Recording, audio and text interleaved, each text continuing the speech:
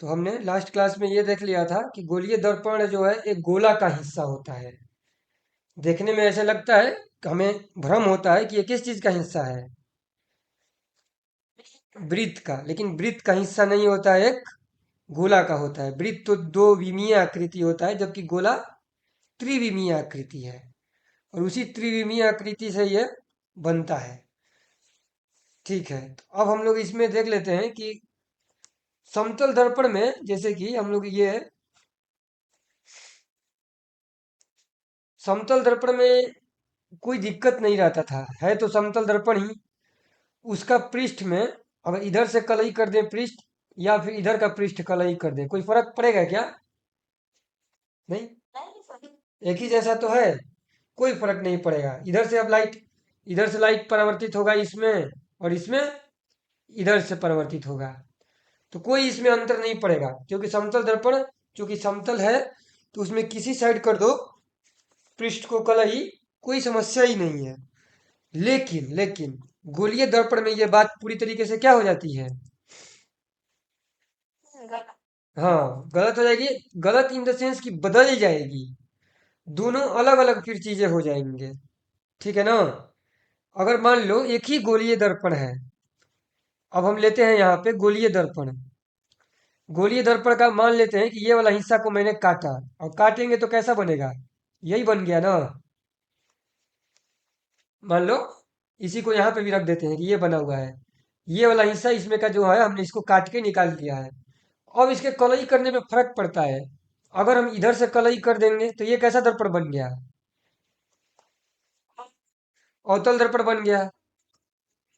और इधर से कलई कर देंगे, अंदर से कलई कर देंगे तो कैसा बन जाएगा? उत्तल। तो यानी कि उत्तल में अंदर से कलई रहता है, बाहर से परावर्तक रहता है, और अवतल में बाहर से कलई रहता है और भीतर कैसा सतह रहता है? परावर्तक सतह रहता है। तो ये जो है अंतर इसलिए बन पा रहा है क्योंकि गोला है, और गोला है तो एक साइड में अलग, दूसरे साइड में अलग। यही समतल दर्पण में करेंगे तो कोई अंतर हमें पता ही नहीं चलेगा, क्योंकि दोनों तरफ तो सीधा ही सीधा है ना? और तक तक है। ठीक है, तो उत्तल अवतल में क्या होता है कि परावर्तक सतह है अंदर की ओर, और इसमें यहाँ पे इसका जो इस गोले का जो केंद्र होता है उसको हम लोग सी बोलते हैं। जो इसके जो इसका जहाँ पे ये रहता है बीच में का पॉइंट, इसको पोल बोलते हैं, है ना? ध्रुव, जो बीच का रहता है और दर्पण के बीच में का जो रहता है उसको ध्रुव बोलते हैं। इसी प्रकार से इसमें भी रहता है कि ये पोल हो जाता है, और इसका इधर में ही रहता है अपना सी भी रहता है। सेंटर, सी को क्या बोलते हैं? सेंटर। और सीपी को क्या बोलेंगे? वक्रता त्रिज्या। ठीक है, सीपी को बोलेंगे वक्रता त्रिज्या। और वक्रता केंद्र हो गया, वक्रता त्रिज्या हो गया, ध्रुव हो गया। और इसी सी और पी, यानी कि इसको मिलाने वाला लाइन को क्या बोलते हैं? मुख्य अक्ष। तो ये सब नाम तो याद होगा ना सब कोई को? हाँ, इसमें तो कुछ है ही नहीं, ये तो एकदम आसान आसान चीज है, ये सब तुम लोग पढ़ चुकी हो, तो मुझे इस पे ज्यादा डिटेल देने का जरूरत है नहीं। हम लोग वहां बात करेंगे जहां डिटेल्स का आवश्यकता होगा। जो भी हम लोग को पढ़ाई करना है सब एक बारी क्लास का जो हमें पढ़ाया गया है, कोचिंग वगैरह में जो पढ़े होंगे लोग, वो सब पढ़ के ही आना है, ताकि छोटा छोटा एग्जाम्पल पे हम लोग को ज़्यादा ये ना करना पड़े। ठीक है ना? तो ये चीज़ें हो गई। तो वह गोलीय दर्पण का परावर्तक पृष्ठ जिस गोले का भाग है, उस त्रिज्या को ही वक्रता त्रिज्या बोलते हैं। उस केंद्र को वक्रता केंद्र बोलते हैं, गोला के केंद्र को। और वक्रता केंद्र और ध्रुव, ध्रुव क्या होता है? जो उसका सतह पर है, उसको मिलाने वाला बिंदु को मुख्य अक्ष बोलते हैं।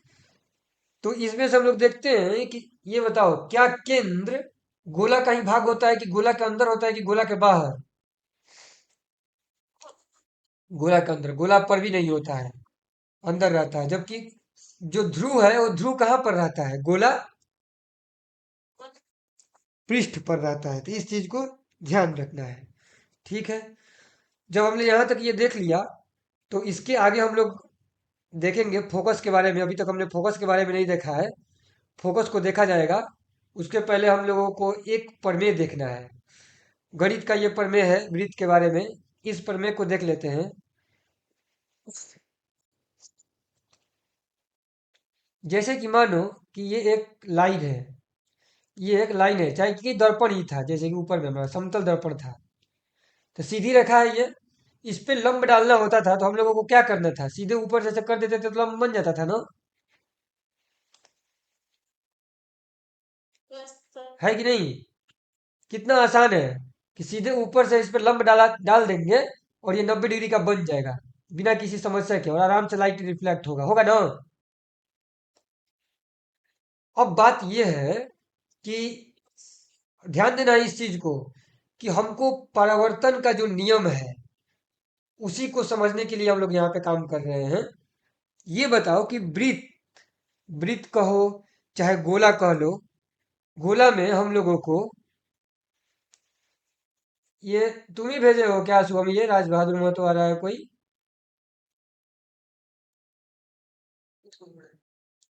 छोड़ दो, इन लोगों को ना नंबर भेज देना तब जोड़ा जाएगा कल। अभी किसी को नहीं भेजो लोग, ठीक है? अभी आराम से पढ़ाई करो लोग, और अभी इधर उधर दिमाग नहीं लगाना है। बाद में पहले नंबर भेजा करो, और नंबर भेज के जब ये हो जाएगा मेरे पास, तब जा करके जुड़ेगा लोग। मैं भेजूंगा लिंक, खुद से किसी को लिंक नहीं भेजना है, खुद से, खुद से उन लोगों का नंबर मेरे को भेजना है, ठीक है ना? हाँ, खुद से लिंक किसी को नहीं भेजना है। तो ये हो गया हम लोग का क्या चीज यहाँ पे। हम लोग को ये समझना है कि वृत्त जो है, वृत्त का केंद्र से हम लोगों को वृत्त पर क्या करना है कि लंब डालने सीखना है, कि वृत्त पर लंब कैसे डालेंगे। क्योंकि परावर्तन का जब नियम हम लोग पढ़ते हैं तो पहला नियम क्या कहता है परावर्तन का, बताओ? परावर्तन का पहला नियम क्या कहता है? हाँ, आपतन कोण और परावर्तन कोण बराबर होता है, और आपतन कोण निकालने के लिए क्या चीज चाहिए होता है, एक लंब चाहिए होता है ना? आपतन कोण निकालने के लिए आपतित किरण के साथ में एक और क्या चाहिए होता है? अविलंब चाहिए होता है। अगर अविलंब ही नहीं रहेगा तो कैसे हम लोग निकालेंगे? तो समतल दर्पण पे तो अभिलंब बनाना आसान था, हम लोग को समझ में आ रहा था। लेकिन गोलीय सतह पर अभिलंब कैसे डालेंगे, कौन बताएगा? हैंड रेज करना है। गोलीय दर्पण में, गोलीय दर्पण में अभिलंब कैसे बनेगा? क्या हो सकता है गोलीय दर्पण में अभिलंब? अभिलंब कैसे डालेंगे? और कोई बताओ पारुल।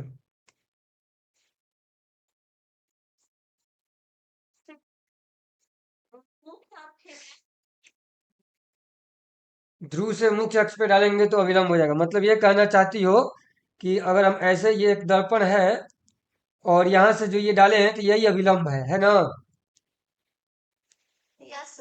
तो क्या हम यहाँ से, मतलब कि जैसे कि ये मान लो कि केंद्र से ही, केंद्र से ऐसे कोई लाइन खींच देंगे तो इस पे अविलंब नहीं जाएगा, यहाँ पर कि जाएगा?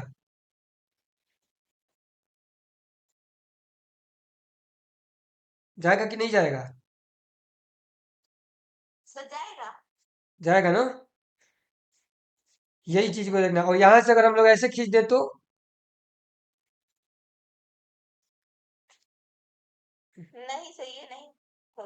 ये नहीं होगा।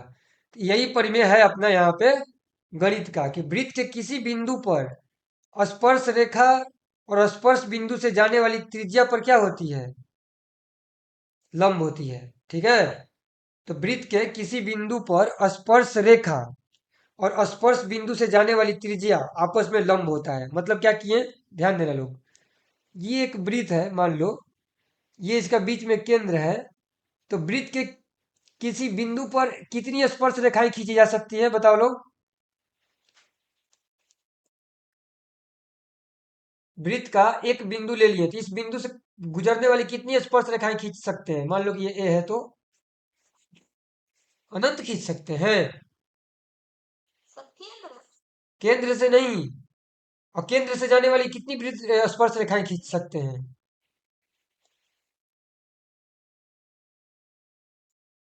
केंद्र से जाने वाली कितनी स्पर्श रेखा खींच सकते हैं? एक भी नहीं, केंद्र से जाने वाला एक भी नहीं खींच सकते हैं। ध्यान देना है कि वृत्त के सतह पर अगर बिंदु है तो एक स्पर्श रेखा खींचा जा सकता है कहीं भी। ठीक है। अगर वृत्त के अंदर में कोई बिंदु है तो कोई स्पर्श रेखा नहीं खींच सकते हैं, कभी भी करेंगे तो प्रतिच्छेदी ही हो जाएगा, वो काट देगा उसको। नहीं काट देगा। तो व्यास स्पर्श रेखा है। नहीं सर। स्पर्श रेखा किसको बोलते हैं? कि एक ही बिंदु वनिष्ठ होगा, सिर्फ स्पर्श करके निकल जाएगा, छू के निकल जाएगा वृत्त को वो रेखा। ये तो उसको काट दिया, तो ये तो स्पर्श रेखा है ही नहीं। तो ये स्पर्श रेखा नहीं है ये। एक। अब मान लो कि बाहर कोई बिंदु है तो यहां से कितनी स्पर्श रेखा खींच सकते हैं? मा- यस। दो। अनंत नहीं, दो। सिर्फ दो। ठीक है। तो वृत्त के बाह्य बिंदु से दो स्पर्श रेखा खींच सकते हैं। अगर वो बिंदु वृत्त पर ही रहेगा तो कितनी स्पर्श रेखा खींच सकते हैं? एक। एक। अब वृत्त के अंदर चला गया तो कोई स्पर्श रेखा नहीं खींच पाएंगे, कोशिश करके देख लेना लोग। ठीक है। अगर पता कि इससे अलग आ जाएगा तो मेरे को बताना कि सर आप ऐसे बता रहे थे, ये नहीं हुआ। सोचना है, उस पर दिमाग लगाना है, कोशिश करना है। ये आएगा गणित में। नहीं। बाहर वाला इसलिए हो गया कि यहाँ पे एक बिंदु है बी। बी से स्पर्श रेखा खींचना है कि बी से वो लाइन गुजरना चाहिए और वृत्त को स्पर्श भी करनी चाहिए, तो कितनी लाइन खींच सकते हैं? एक ये खींच दिए, एक ये खींच दिए। अब कोई लाइन खींच एक पाएंगे? सर। दो हो जाएगा, क्योंकि स्पर्श रेखा का मतलब ये होता है कि स्पर्श करना चाहिए, ये नहीं कि काटना चाहिए। इसे खींच देंगे तो ये काट देगा, और इसके बाहर खींच देंगे तो फिर उसको छुएगा भी नहीं। है ना? और स्पर्श करने का मतलब सिर्फ एक उभयनिष्ठ बिंदु रहेगा इस लाइन में, और इसमें एक उभयनिष्ठ बिंदु है। ये परिमेय है, ये तुम लोग का या तो 9th क्लास के वृत्त में होगा या तो 10th क्लास के वृत्त में होगा, मेरे को याद नहीं है किस में है। दोनों में से किसी न किसी। हाँ, तो 9th में नहीं था तो 10th में फिर आ जाएगा। ठीक है। तो हम लोग को यहाँ पे क्या करना था, यही चीज कि वृत्त के किसी बिंदु पर स्पर्श रेखा और स्पर्श बिंदु से जाने वाली त्रिज्या पर लंब होती है। तो अब क्या करते हैं कि वृत्त पर कोई बिंदु ले लो, तो वृत्त पे बिंदु लेंगे तो कितनी स्पर्श रेखा बनेगी? सिर्फ और सिर्फ एक। एक बन गई। और क्या करना है कि जहां पे टच किया उसका नाम क्या है? उस बिंदु का स्पर्श। स्पर्श बिंदु। स्पर्श बिंदु जहां पे स्पर्श किया, स्पर्श रेखा। ये हो गया स्पर्श रेखा। और ये क्या हो गया? स्पर्श बिंदु। अब स्पर्श बिंदु और केंद्र दोनों को मिला दो, तो ये क्या बनेगा? 90 डिग्री। ठीक है ना? अविलंब। तो यानी कि केंद्र से कुछ भी डाल देंगे कहीं पर तो सब एक प्रकार से क्या बन रहा है? अभी। अविलंब बनेगा। तो केंद्र से गुजरने वाली लाइन वृत्त पर जब जाके पड़ती है, वृत्त पर या गोला पर भी पड़ेगी तो अविलंब ही बना देगी। समझ में आया ना? यस। हाँ। और ये छोटी से छोटी रेखा होती है, यही वहां पे डॉट डॉट करके ऊपर में इसमें दिखाया गया है, इससे इधर करेंगे तो ये बड़ा हो जाएगा। तो अविलंब भी सबसे छोटा होता है, पता है ना? अविलंब भी सबसे छोटा होता है। ये एक लाइन है, और इस बिंदु से, चाहे दर्पण ही मान लो, इस बिंदु से इस पे सबसे छोट जो दूरी है, मिनिमम यही होता है ना अविलंब। सर। हाँ, क्योंकि इससे ज्यादा कर देंगे तो सब तो बड़ा बड़ा हो जाएगा और वो अविलंब भी नहीं होगा। है ना? समझ में आया बात ये? यस। ठीक है। तो जब ये समझ में आ गया तो अगला हम लोग काम यहाँ पे करने वाले हैं, और वो है अपना फोकस के बारे में समझने वाले हैं। ठीक है ना? क्योंकि फोकस इंपॉर्टेंट होता है, और बहुत ध्यान से समझेंगे। इस परिमेय में किसी को कोई डाउट? सबको क्लियर है ना कि अविलंब का मतलब क्या होगा, कि वृत्त पर अविलंब कैसे डालेंगे? क्योंकि बिना इस अविलंब को समझे हम लोग इसमें ये नहीं देख पाएंगे कि आपतन कोण कहाँ बन रहा है और परावर्तित कोण कहाँ बन रहा है। उसके लिए आपतित किरण, अभिलंब और परावर्तित किरण तीनों दिखना चाहिए, तभी तो आपतन कोण परावर्तन कोण दिखेगा, नहीं तो दिखेगा क्या? नहीं दिखेगा। आपतन कोण निकालने के लिए आपतित किरण चाहिए और अभिलंब चाहिए। परावर्तित कोण निकालने के लिए परावर्तक किरण चाहिए और अभिलंब चाहिए। तो चाहिए, जब चाहिए तो हम लोगों को अभिलंब के बारे में जानकारी होना ही चाहिए कि अभिलंब कैसे डालेंगे। तो उस चीज को देखा जाएगा। अब हम लोग देख लेते हैं कि अवतल दर्पण का मुख्य फोकस का मतलब क्या होता है। तो देखो,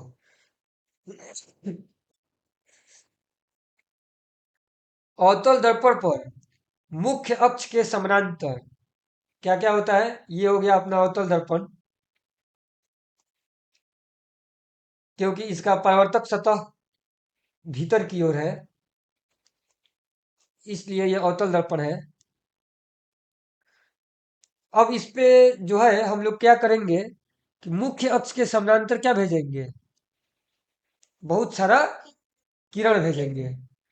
तो जब भी बहुत सारा किरण आएगी ना इसमें मुख्य अक्ष के समानांतर, तो आफ्टर परावर्तन, परावर्तन के बाद एक बिंदु पर ही आके सब मिलता है, सब का सब। ठीक है। Yes sir. तो इस चीज को बहुत ध्यान से देखना है। पहले ये मान लो कि जहां पे मिला ठीक है, कहीं पे भी मिला, ये है इसका सी। अब देखो ये आपतित किरण हुआ ना, वो ए बी कर देते हैं, चाहे ए बी सी नाम दे देते हैं, ज्यादा सही रहेगा। ये ए हो गया, ये बी हो गया, ये सी हो गया। तो ए बी कैसा किरण है, आपकी थी। आपतित किरण, इसको सी। हाँ, समानांतर है और आपतित किरण है ना। ठीक है। और बीपी कैसा है, परावर्तित।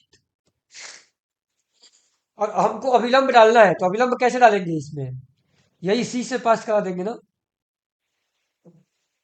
Sir yes. सी और बी को मिला दिए तो यही क्या बन गया अपना, अभिलंब हो गया। तो अब आपतन कोण कौन सा है, यही है ना, ए बी सी। और परावर्तक कोण कौन सा है, पी बी। हाँ, तो यानी कि ए बी सी कोण ए बी सी बराबर हो जाएगा कोण पी बी सी के। और ये हो गया अपना परिवर्तन का पहला नियम। और दूसरा तो ऑटोमेटिकली फॉलो हो ही रहा है कि तीनों एक ही तल में है ना। हाँ, तो इस प्रकार से हम लोगों को आपतन कोण और परावर्तन कोण पहचानने देखना है। लाइट लाए, परावर्तक करा दिए, परावर्तित होना है, अपना हो गया। बीच में क्या करेंगे, उसी को सेंटर से मिला देंगे तो वो अभिलंब हो जाएगा, फिर दोनों तरफ देख लेंगे ये क्या है। ठीक है ना। Yes sir. तो जब इसी प्रकार से सब जितना भी लाइट आएगा सबको पास कराएंगे। जब भी समानांतर आता है तो एक ही बिंदु पर आकर के ये होता है। ठीक है, मिलता है। और इसी को हम लोग क्या बोलते हैं, फोकस, एफ। समझ में आ गया ना। तो अवतल दर्पण में क्या होता है कि जब भी समानांतर लाइट आती है तो आफ्टर रिफ्लेक्शन सब का सब एक ही बिंदु पर वास्तव में मिल रहा है कि मिलने का बहाना कर रहा है, ये बताओ। वास्तव में मिल रहा है, ये ध्यान रखना है। ठीक है ना, ऐसा नहीं है ना कि मिलने का बहाना कर रहा है लोग, नहीं। नहीं सर। वास्तव में टकराने के बाद वास्तव में मिल रहा है फोकस पर। लेकिन यही काम कहाँ होगा, उल्टा। उत्तल दर्पण में देखो क्या हो रहा है कि यहां पर भी वो चीजें होगी। ये है अपना उत्तल दर्पण, ध्यान से देखना है। ये है उत्तल दर्पण, इसमें भी मुख्य फोकस, मुख्य अक्ष होगा। ये पी हो गया, इसका केंद्र इधर होगा ना, सी।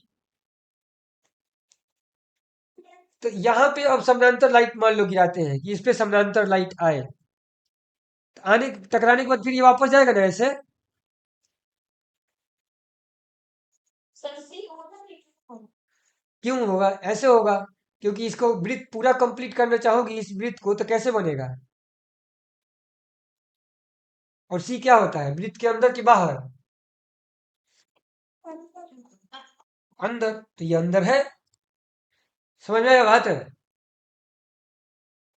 ऊपर में भी अंदर था, क्योंकि ये जो अवतल दर्पण में भी इसको भी गोला कंप्लीट करोगी, केंद्र भीतर होता है कि बाहर होता है, गोले के या वृत्त के,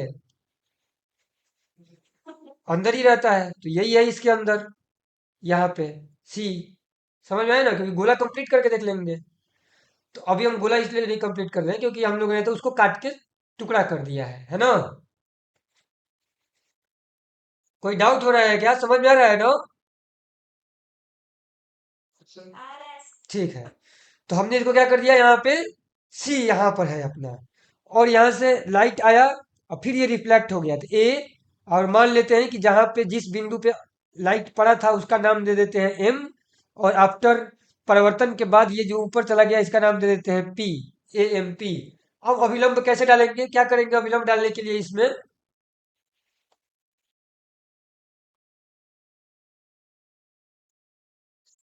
बताओ लोग, अभिलंब डालने के लिए क्या करेंगे?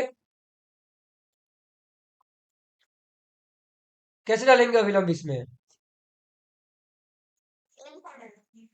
हाँ, एम पर डालेंगे। कहाँ से डालेंगे, कौन सा लाइन अभिलंब होगा, किसको किसको मिलाना पड़ेगा? दो बिंदु बताओ, एक लाइन के लिए दो बिंदु होने चाहिए। सी से ना? हाँ, बस यही काम करेंगे लोग यहाँ पे से। ये ऐसे डॉट डॉट करते हुए सी से मिला देंगे इसको, ऐसे। ये हो गया इसका अभिलंब। और फिर इधर बन गया अपना वही, ये हो गया अपना। जब अभिलंब हो गया तो मान लेते हैं ये एक्स है, तो ये हो गया अपना आपतन कोण। कौन सा? ए एम एक्स, और पी एम एक्स क्या हो जाएगा? परावर्तन कोण। बराबर। समझ में आया क्या? यही पहचानना है, ये नहीं कि रटना है, हम लोग को रटना नहीं है। भगवान दिए हैं बुद्धि विवेक, सबका इस्तेमाल करेंगे लोग, और सोचेंगे क्यों कैसे। जो लोग बिना सोचे समझे चीजों को मानने लगता है, विश्वास करने लगता है, वो बेवकूफ होता है। फिर उसको कुछ भी बता दिया जाता है, कुछ भी मान लेता है, और फिर बड़ा उससे हानि होता है। भगवान ने हमें बुद्धि विवेक दिया है, थोड़ा सा डिफिकल्ट भरे होता है, लेकिन उसमें कोशिश कर करके देखेंगे समझेंगे कि क्यों क्या कैसे, है ना? तभी जाके मजा आता है। अगर नहीं समझ में आ रहा है, फिर धीरे धीरे मजा नहीं आता है, फिर लोग बोलता है पढ़ाई तो बोरिंग होता है। नहीं समझ में आएगा तो बोरिंग हो जाएगा। मेहनत करेंगे, समझ में आएगा तो मजा आएगा। और इसीलिए हम लोग पढ़ रहे हैं। मेहनत करना है, देखना है, नहीं आएगा पूछना है, बात कर करके पढ़ना है। ऐसा नहीं है कि मैं बोल रहा हूँ, तुम लोग को सिर्फ सुनना है। नहीं समझ में आएगा पूछ भी लेना है। दिख रहे, इसमें साफ साफ दिख रहा है ना आपतन कोण परिवर्तन कोण और कैसे अभिलंब डाला गया? ठीक है। यहाँ तक कोई डाउट है तो इसमें बताओ लोग।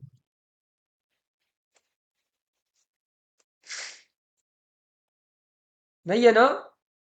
नहीं। ठीक है। तो अब इसमें भी यही काम होगा जिस प्रकार से ऊपर हुआ था, कि जो बार बार इस पे बहुत सारा परिवर्तन, एक लाइन लाइन इस पे जो कि मुख्य अक्ष के समानांतर होगा, तो ये सब टकराने के बाद क्या हो रहा है? परिवर्तित हो जा रहा है। और परिवर्तित अपना अलग अलग दिशा में हो रहा है सब। ये सब एक जगह जाके मिल रहा है क्या? नहीं मिल रहा है ना? जिस प्रकार से इसमें मिल गया था, अवतल दर्पण में टकराने के बाद सब मिल गया था, ऐसा लग रहा था कि सब बिंदु एक ही पर आ गया। कैसे होता है, हम लोग वो लेंस लेकर के खेलते थे जिससे कि कागज जला देते थे, है ना? या माचिस की तीली पर एस्टिमेट बॉक्स में जो लेंस आता था उसको लेकर के, तो वो इस लेंस को भी पढ़ेंगे। लेंस वाला जब करेंगे तो अभी तो दर्पण है कि नहीं? तो ये अपना यहाँ पे ये आ गया। अब देखो, इसमें लेकिन क्या हो रहा है, अगर पीछे मिलाएंगे पीछे खींचेंगे तो हमको क्या लगेगा कि सब एक ही बिंदु से निकल रहा है, लगेगा ना? यस। यहाँ पे फोटो क्लियर है। जो लाइट परिवर्तित हो रहा है, उस परिवर्तित लाइट को पीछे खींचेंगे तो हमको क्या लगेगा कि किसी बिंदु से सब निकल के आ रहा है सब लाइट। बाहर से देखने वाले को ये तो यही लगेगा ना कि भाई ये जो दर्पण है, दर्पण के अंदर कोई एक चमकीला चीज है जहां से लाइट चारों दिशा में क्या हो रहा है, फैल रहा है ना? तो जो समानांतर था, जब बाहर से अनंत से समानांतर लाइट आ रहा था, दर्पण पे उत्तल दर्पण पे समानांतर आया, तो समानांतर आने के बाद रिफ्लेक्ट होने के बाद वो चारों दिशा में चला गया। समानांतर आ रहा था, एक सीधा लाइन में जा रहा था। अब ये सीधा लाइन में नहीं जा रहा, अब तो ऐसा लग रहा है कि केंद्र पे कोई चीज है और उससे चारों तरफ क्या हो रहा है, फैल रहा है। ऐसा हम लोगों को लगेगा, लगेगा ना? लेकिन क्या वास्तव में इसके केंद्र पर कुछ है? नहीं है, वास्तु में केंद्र पर नहीं है, पर हम लोग को लग रहा है, ऐसा फीलिंग आ रहा है कि हाँ है, लेकिन है नहीं। जिस प्रकार से कुछ लोगों को है, जैसे कि मान लो कि चांद है, हमने एक, जैसे कि बहुत ही अच्छा ये एग्जाम्पल आता है कि रात है, रात में दो लोग थे, ठीक है ना, दो लोग थे, एक अपने अपने घर में थे दोनों, और दोनों ने के घर में कटोरी में पानी रख रखा था उन लोगों ने, दोनों अपने अपने घर में। और दोनों के कटोरी में जब झांका उन लोगों ने देखा, उन लोगों ने ऊपर नहीं देखा, झांका पानी में ही देखा, तो उन लोगों को क्या दिखाई दिया कि चांद है। उन लोगों को क्या लगा कि अब चांद कहाँ पर है, कटोरी में ही है। तो एक बोल रहा है कि मेरे कटोरी में चांद है, दूसरा भी बोल रहा है मेरे कटोरी में चांद है। और वास्तविकता क्या है? चांद किसी का। चांद किसी के कटोरी में नहीं है ना। चांद तो भाई अपना कुछ और है, लेकिन दोनों को लग रहा है कि चांद मेरे ही कटोरी में है। तो ये हो जाता है दिक्कत। तो वैसे ही यहाँ पे ये चीज यहाँ पर नहीं है, अनंत पे कोई चीज होगा। क्योंकि भाई ये लाइट कहाँ से आ रहा था, समानांतर कहाँ से आ रहा था, अनंत से आ रहा होगा कहीं से। तो वहां पे कोई चीज होगा जिसने क्या किया, यहाँ पर लाइट भेजा समानांतर, और टकराने के बाद लेकिन अब हम लोग को क्या लगेगा कि अब वो चीज अनंत पर नहीं है, कहाँ पर है, दर्पण के पीछे। लगेगा ना हम लोग को दर्पण के अंदर, यही लगेगा। कभी कभी तो ऐसा बड़ा बड़ा भूल भुलैया वाला रहता है, उसमें इतना लगा रहता है ऐनक कि उसमें घुस जाओ तो पता नहीं चलता है कि हम कौन है, मतलब कि खुद भी कंफ्यूजन हो जाएगा कि हम ही हम हैं, उधर जो है वो है ना। पूरा वैसा रहता है भूल भुलैया टाइप से, चमकीला करके पूरा, मतलब कि वो दर्पण कहीं बना रहता है, दर्पण का घर भी उसको बोलता है लोग। तुम्हारा एक साथ 10-10 फोटो दिखेगा। जैसे कि हम लोग सैलून वगैरह में भी जाते हैं, तो अगर अगल बगल दोनों तरफ लगा रहता है तो अनंत फोटो बनता है ना, पीछे पीछे पीछे पीछे। तो उसका भी कैसे फोटो बनता है, उसका भी हम लोग ये चेक कर सकते हैं कि कैसे फोटो बनता है, कि अनंत क्यों बन रहा है, देखो कैसे अनंत बन जाता है। ऐसे ही तो रखा रहता है ना। अब बीच में कोई चीज आ गया, तो जब बीच में कोई चीज आ गया तो एक बार इसका फोटो इधर पीछे बना, फिर इसका फोटो यहाँ पर भी बना। जैसे कि ए है, तो यहाँ पे अच्छे से नहीं देख पाओगे लोग, ध्यान से देखना ये कैसे बनता है, ये फोटो अनंत क्यों बन जाता है, बता रहे हैं। ये है यहाँ पर। अब देखो, मान लो यहाँ पे एक है ए नोट बोल देते थे। तो इसका पहला इमेज जितना दूरी पर है यहाँ पे बनेगा अपना A1, बनेगा ना पीछे। और इसी का इधर भी एक बनेगा A1 पीछे। अब जब ये A1 इतना के दूरी पर है, तो इसका भी एक प्रकार से इसमें फोटो बनेगा, जितना दूरी पर ये A1 है। कितना दूरी पर है दर्पण से, इतना दूरी पर है, तो इतना पीछे बनेगा इसका, इधर भी एक A2, ठीक है। फिर ये A2 का जितना दूरी पर यहां से अब ये A2 बन गया, ये वाला दर्पण के लिए ले रहे हैं इतना दूरी पर, तो इतना पीछे इधर भी एक बनेगा। समझ में आ रहा है ना। तो ऐसे ऐसे करते करते करते करते अनंत बनता है, एकदम लाइन से।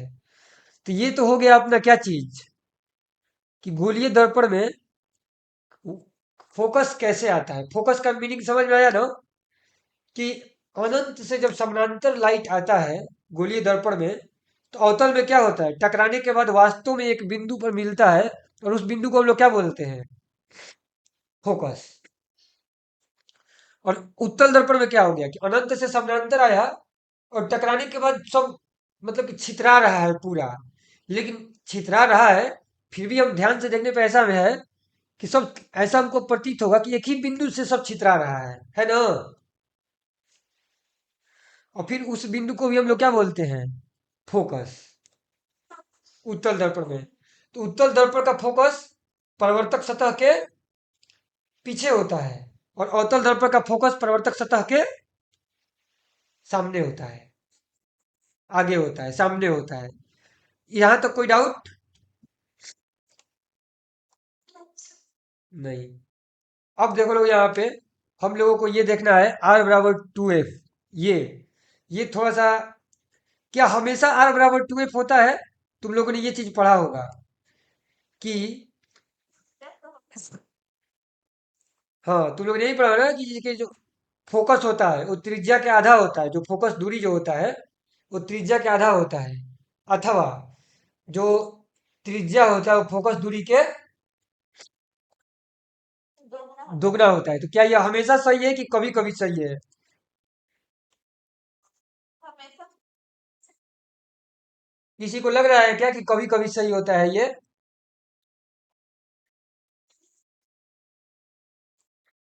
हमेशा सही नहीं होता है। ठीक है, अब इस चीज को ध्यान देना है कि क्यों हमेशा सही नहीं होता है।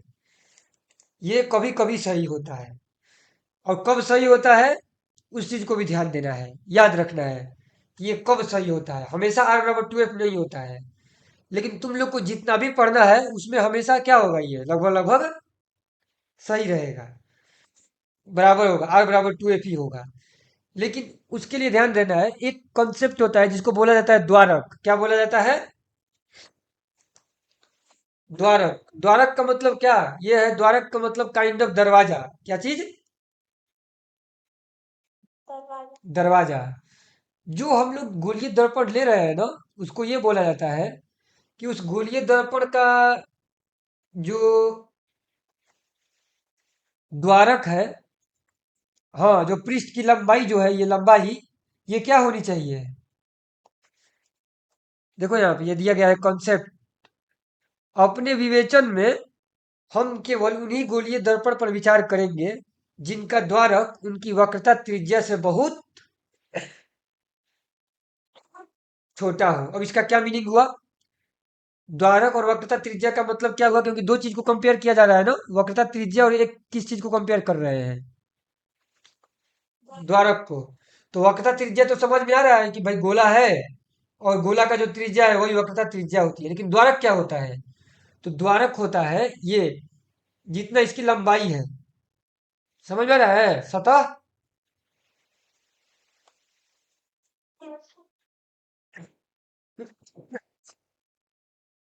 सतह को ही क्या बोलते हैं इसका? द्वारक। तो हम लोग क्या करेंगे, जैसे कि मान लो कि ये एक गोला हो गया, बहुत बड़ा गोला है ना ये, इसका इतना बड़ा ये क्या हो गया, इसका त्रिज्या हो गया। तो हम जब इसका दर्पण के लिए लेना होगा तो हम इतना ही लेंगे, ऐसे। इससे ज्यादा हम लोग गोलीय दर्पण नहीं बनाएंगे। इससे ज्यादा का ले लेंगे ना, तो आर बराबर टू एफ संभव नहीं हो पाएगा। वैसे तो इतना पे भी नहीं होता है आर बराबर टू एफ संभव, लेकिन इतना पे भी कुछ ना कुछ गलती रहता है। लेकिन गलती इतना कम है कि हम उसको क्या कर सकते हैं, नजरअंदाज कर सकते हैं।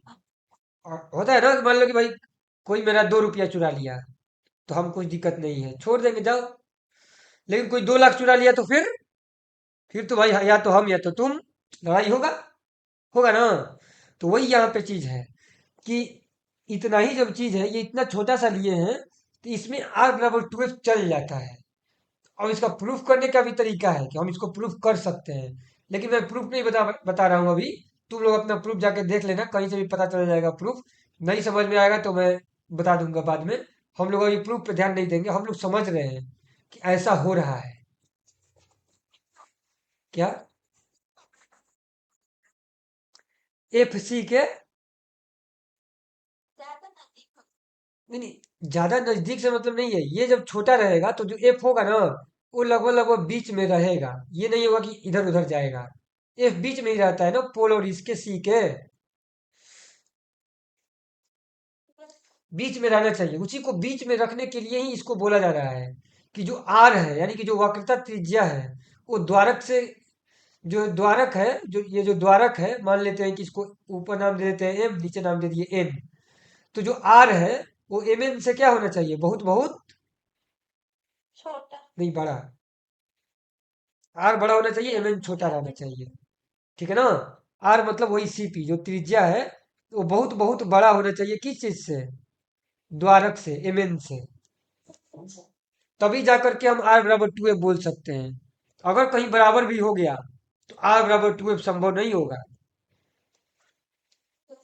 ठीक है ना?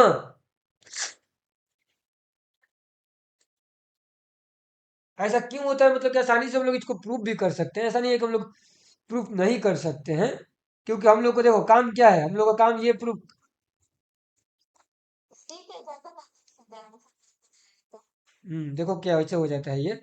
जैसे कि हम लोग को मान लो कि यहाँ पे हमने एक लाइन डाला था, ये समानांतर तो गए, ये इस पे 90 डिग्री हो गया ना।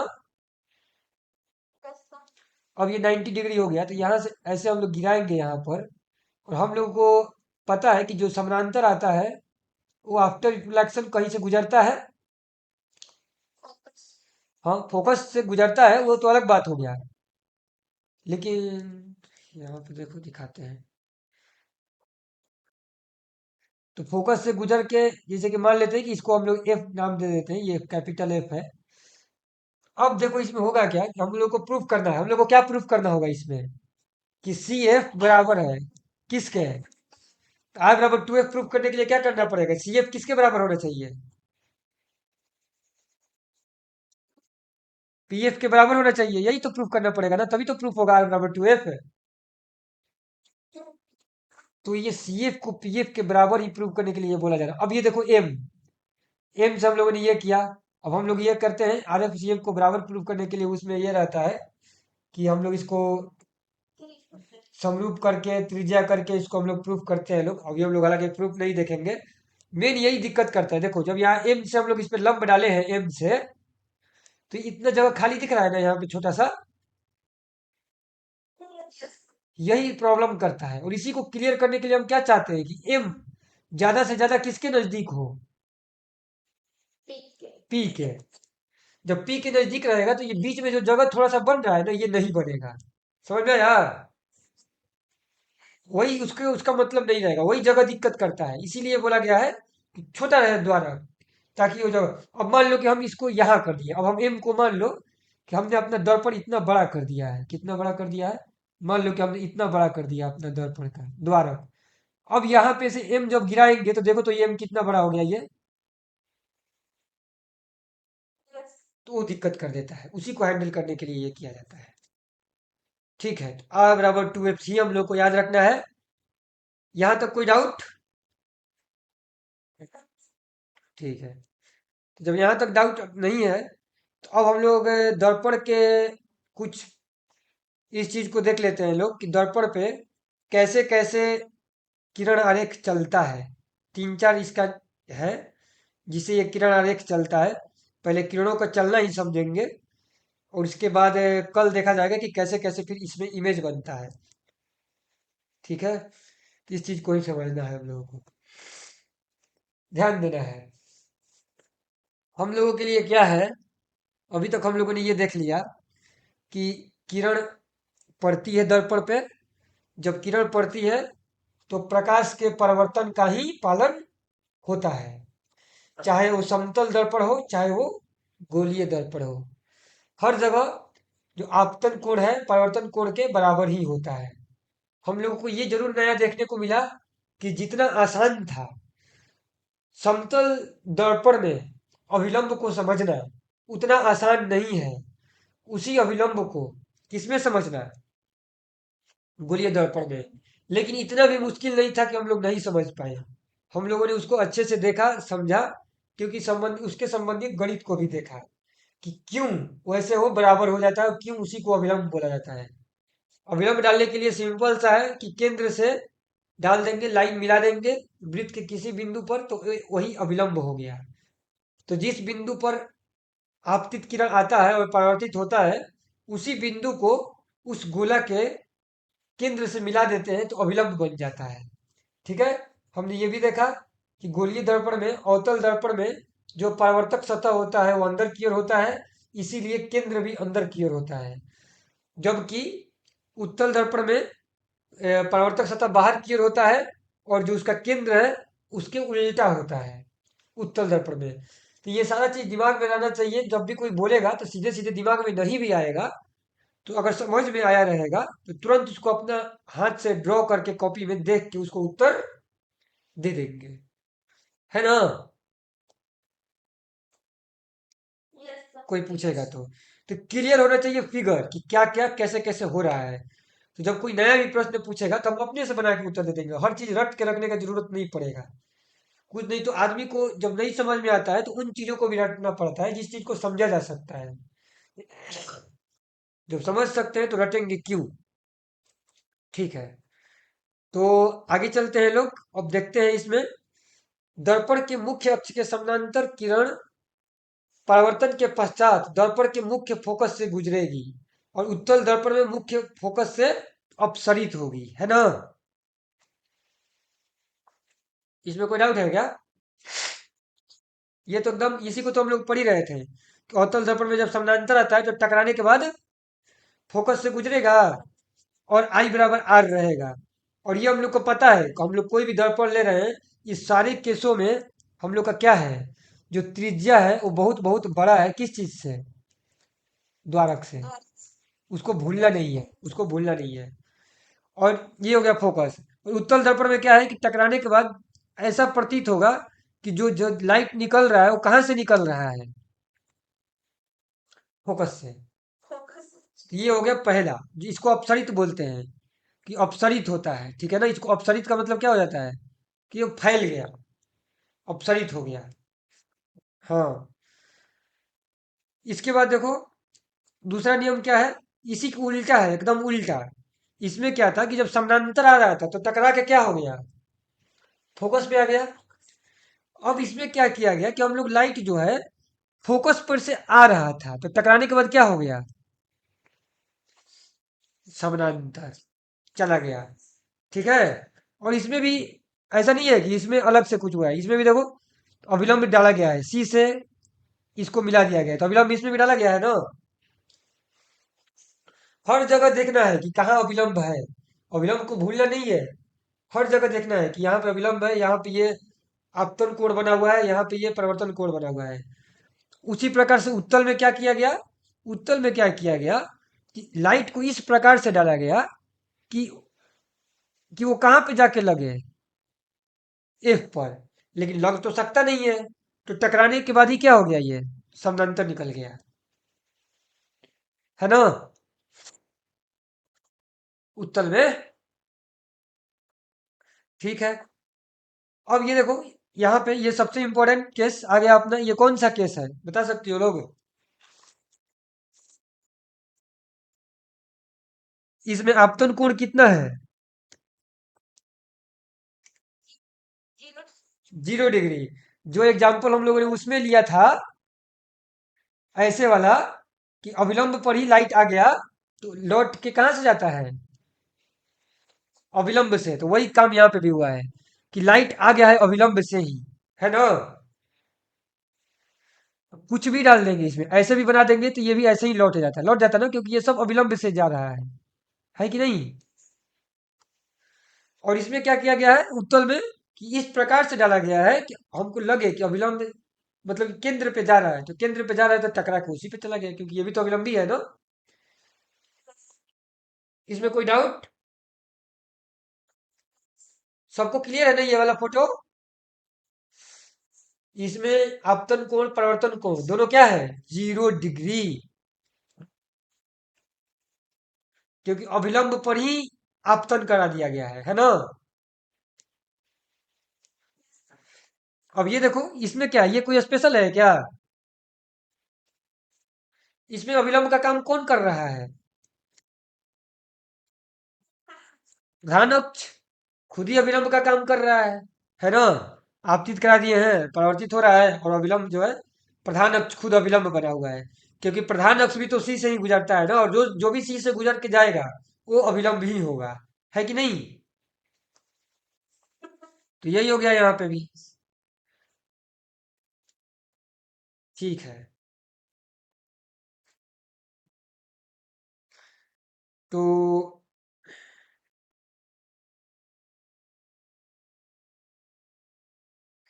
यही तक का ये था अपना, कि हम लोग ऐसे ऐसे इसको बना रहे थे, ये कैसे कैसे ये सब, जैसे कि इसमें 4 नियम हम लोग का था कि किरण कैसे कैसे घूमती है, ये हम लोग किरण समझ में आ गया।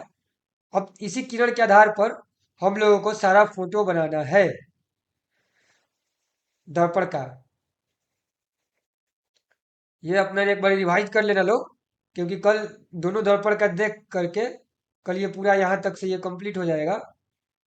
इसके बाद हम लोग को ये क्वेश्चन और फिर दर्पण सूत्र पे आ जाएंगे लोग।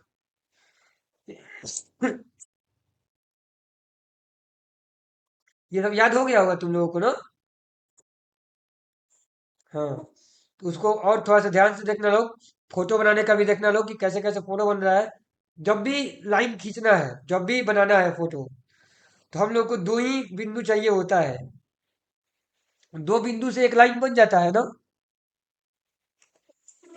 हाँ, तो वैसे ही जब हम लोग को जब भी कोई चीज बनाना होगा ना फोटो, तो हम लोग को दो बिंदु चाहिए होगा। कैसे हम लोगों ने देखा था कि जैसे कि समतल दर्पण होता था, तो समतल दर्पण में अगर यहाँ पे एक लाइन है तो इसका फोटो बनाना था, तो हम लोग क्या करते थे, ऊपर का ए ले लिए, नीचे का बी ले लिए।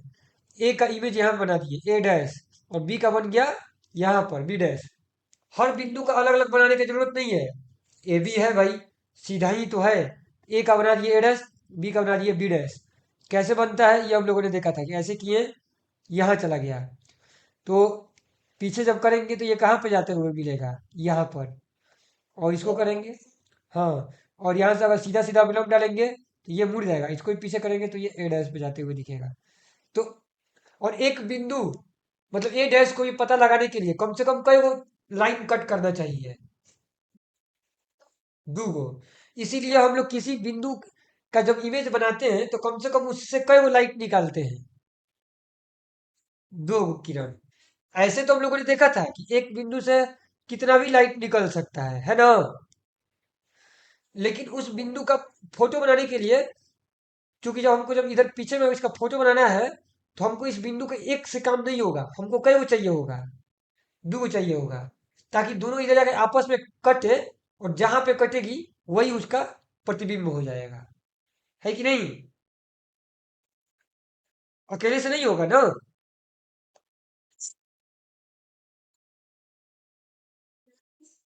हाँ, तो इस चीज को भी हम लोग को ध्यान रखना है। तो इसीलिए जब बहुत बड़ा कोई अपने सामने चीज रख दिया गया रहता है, तो उसको भी ऐसे ऐसे ब्रेक कर करके देखते हैं। ठीक है कि इतना लंबा लाइन है, तो हम लोग ये नहीं सोचेंगे कि पूरा लाइन का फोटो कैसे बनाए। एक ऊपर वाला बिंदु को बना लिए, एक नीचे वाला बिंदु को बना लिए। जहां जहां अलग अलग केस दिखेगा, उसका उसका क्या कर लेंगे, बना लेंगे, फिर मिला देंगे सबको। है ना? फोटो बन जाएगा अपना। तो वही काम हम लोग इसमें भी करेंगे कि गोलीय दर्पण में भी, कि बहुत सारा लाइन लाइन ऐसे ही रखा रहेगा। उसका दो दो बिंदु का क्या बनाना शुरू कर देंगे, एक एक बिंदु ले लेके, एक बिंदु लेंगे, उसका फोटो बनाना शुरू कर देंगे। और देखेंगे कि कैसे कैसे ये बदल रहा है। गोलीय दर्पण में हर चीज बदलेगा। आभासी प्रतिबिंब, वास्तविक प्रतिबिंब समझ में आएगा कि क्या होता है। इसके बाद जो हम लोग उसमें पढ़े थे, समतल दर्पण में हमेशा क्या होता था, सीधा बनता था ना, कि सर ऊपर तो सर ऊपर। इसमें ऐसा नहीं होगा, इसमें ऐसा भी होगा कि सर ऊपर, लेकिन फोटो देखेंगे तो क्या लगेगा कि सर नीचे है। ठीक है। अवतल दर्पण में ये भी देखने को मिलेगा कि सीधा ही नहीं दिखेगा, रहेगा आदमी सीधा गया है, अपना फोटो देखेगा अवतल दर्पण में तो क्या लगेगा, अरे ये तो मैं उल्टा बन गया, ये कैसे, है कि नहीं? तो ये चीज इसमें देखने को मिलेगा हम लोगों को। ये सब चीज देखा जाएगा। हालांकि अवतल दर्पण में जैसा कि उसमें देखते हैं वैसा पूरा पूरा नहीं रहता है, थोड़ा सा अलग रहता है। उस चीज को देखा जाएगा। और बताओ लोग, और कोई डाउट? क्योंकि इसको अभी हम लोग कल पढ़ेंगे लोग, इसके बेसिस पे